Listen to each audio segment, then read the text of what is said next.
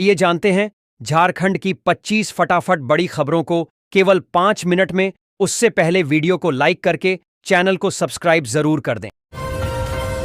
सहारा India में फंसी लाखों निवेशकों की राशि अब वापस मिलने लगी है। सुप्रीम कोर्ट के आदेश और केंद्र सरकार की पहल के बाद सहारा की चुनिंदा कोऑपरेटिव सोसाइटीज में पैसा लगाने वाले निवेशकों को रिफंड दिया जा रहा है। सरकार ने निवेशकों को राहत देते हुए रिफंड की सीमा बढ़ाकर 5 लाख रुपये कर दी है। आइए जानते हैं पात्रता, दस्तावेज और आवेदन की पूरी प्रक्रिया।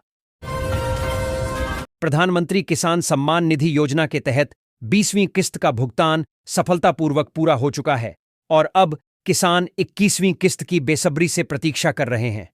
इस किस्त में भी पहले की तरह प्रत्येक पात्र किसान को 2,000 रुपये की राशि मिलेगी, जो सीधे उनके बैंक खाते में ट्रांसफर की जाएगी।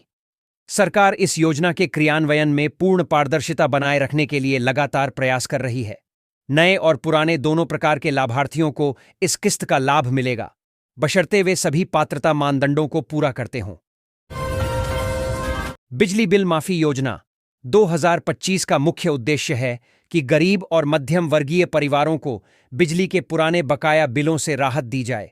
कई परिवार ऐसे हैं जो आर्थिक स्थिति खराब होने के कारण बिजली का बिल समय पर नहीं भर पाते और उन पर ब्याज और पेनल्टी लग जाती है।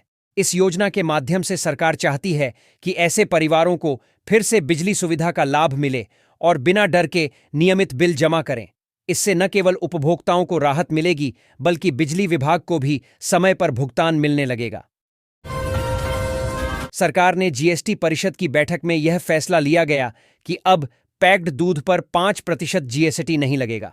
इसका सीधा फायदा ग्राहकों को मिलेगा और अमूल, मदर डेयरी जैसे बड़े ब्रांड्स का दूध सस्ता हो जाएगा। जीरो जीएसटी के साथ नई दरें 22 सितंबर से लागू हो सकती हैं। यहां जानें क्या होंगी अमूल और मदर डेयरी के दूध की नई कीमतें। झारखंड का मौसम एक बार फिर से बदल गया है। रांची समेत कई जिलों में एक बार फिर से बारिश की शुरुआत हो गई है। बारिश के कारण तापमान में गिरावट देखने को मिली है।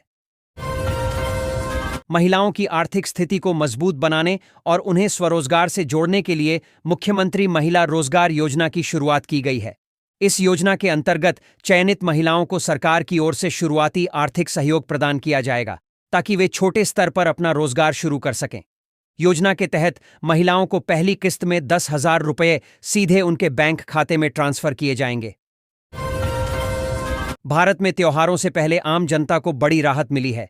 सरकार और तेल कंपनियों ने पेट्रोल और डीजल के दामों में करीब 7 रुपये प्रति लीटर तक की कटौती की है। महंगाई के इस दौर में यह फैसला न केवल वाहन चालकों के लिए उपयोगी है, बल्कि इससे रोजमर्रा की जरूरत की चीजों की कीमतों पर भी असर पड़ेगा। यानी भारतीय विशिष्ट पहचान प्राधिकरण ने आधार कार्ड से जुड़ी एक और बड़ी घोषणा कर दी है। अगर आपने अब तक अपना आधार कार्ड अपडेट नहीं कराया है, तो यह खबर आपके लिए बेहद जरूरी हो सकती है। नए नियमों के अनुसार अगर नागरिक तय समय सीमा तक अपडेट नहीं करते हैं, तो उनका आधार कार्ड अस्थायी रूप से निष्क्रिय किया जा सकता है, जिससे सरकारी सेवाओं और वित्तीय कार्यों में भारी रुकावट आ सकती है।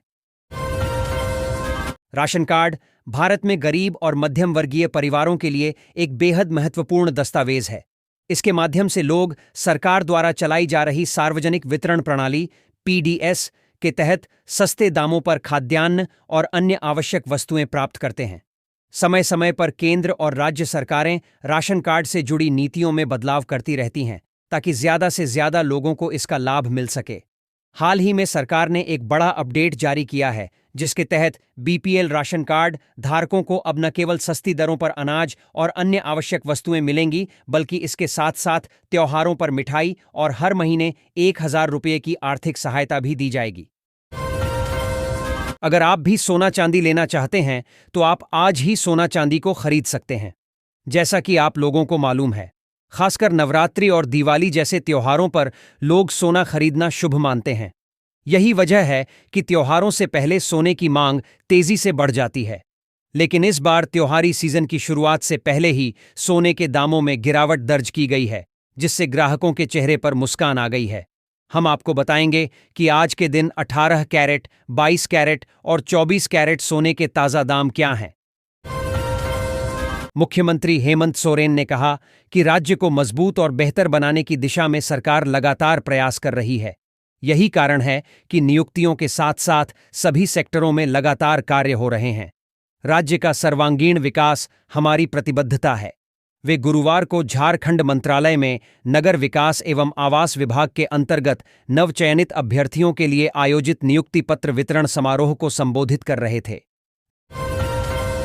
झारखंड में होने वाला मतदाता सूची के विशेष गहन पुनरीक्षण एसआईआर की तैयारियों के क्रम में वर्ष 2003 में मतदाता सूची के हुए गहन पुनरीक्षण की सूची ऑनलाइन एवं ऑफलाइन उपलब्ध करा दी गई है। कोई भी आम नागरिक राज्य के मुख्य निर्वाचन पदाधिकारी कार्यालय की वेबसाइट पर इसे देख सकते हैं।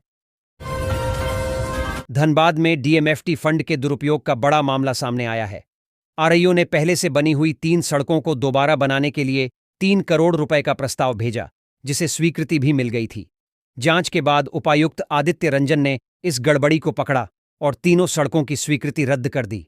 अब डीएमएफटी से बनने वाली सड़कों के लिए उपयोगिता रिपोर्ट देना अनिवार्य होगा। यात्रियों की सुविधा को देखते हुए रेलवे बोर्ड ने पूर्व मध्य रेलवे की 9 जोड़ी ट्रेनों के मार्ग विस्तार को मंजूरी दी है। पूर्व मध्य रेलवे हाजीपुर के सीपीआरओ सरस्वती चंद ने बताया कि ट्रेनों के विस्तार से यात्रियों को दुर्गा पूजा, दीपावली, छठ समेत अन्य पर्व त्योहारों में यात्रा करने में बड़ी राहत मिलेगी। विश्व तीरंदाजी चैंपियनशिप में भारतीय तीरंदाजी के लिए मिश्रित परिणाम देखने को मिले। एक ओर अनुभवी और पूर्व विश्व नंबर 1 दीपिका कुमारी व्यक्तिगत स्पर्धा से बाहर हो गईं, जिससे करोड़ों प्रशंसकों को निराशा हुई। दूसरी ओर 15 वर्षीय युवा खिलाड़ी गाथा खड़के ने अपनी पहली ही विश्व चैंपियनशिप में असाधारण प्रदर्शन करते हुए प्री क्वार्टर फाइनल में जगह बनाई और भारत की एकमात्र उम्मीद बनी हुई है। रांची के मारवाड़ी कॉलेज में बायोटेक्नोलॉजी कोर्स के 10 छात्रों का प्लेसमेंट टीसीएस में हुआ। यहां कम फीस में तकनीकी कोर्स और कई कंपनियों में नौकरी के अवसर मिलते हैं।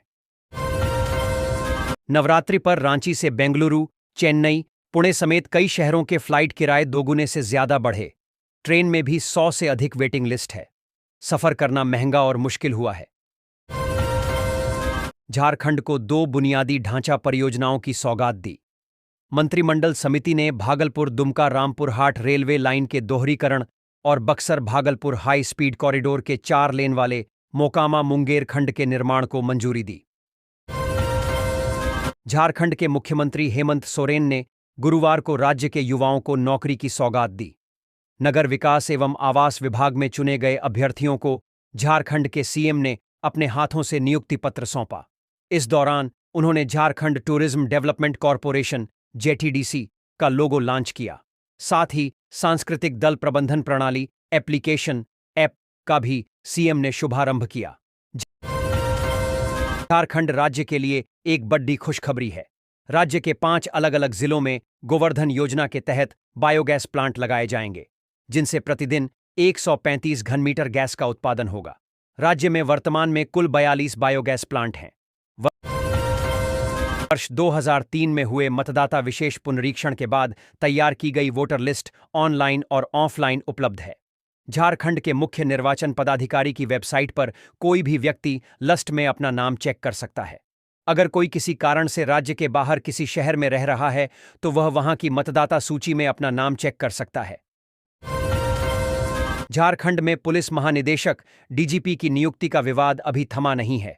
भारतीय जनता पार्टी भाजपा के प्रवक्ता ने एक बार फिर झारखंड सरकार पर इस मुद्दे पर तीखा हमला बोला है। कहा है कि इस मुद्दे पर सुप्रीम कोर्ट में सुनवाई होगी। बाबूलाल मरांडी की याचिका खारिज नहीं हुई है। उन्होंने स्वेच्छा से केस वापस लिया है। अब हाईकोर्ट में दायर याचिका पर सुप्रीम कोर्ट में सुनवाई होगी। रांची के निजी संस्थानों में बीडीएस और बीएचएमएस पाठ्यक्रमों में झारखंड के छात्रों के लिए 25% सीटें आरक्षित की गई हैं। 60% सीटें अखिल भारतीय कोटे से भरी जाएंगी और 15% एनआरआई के लिए होंगी।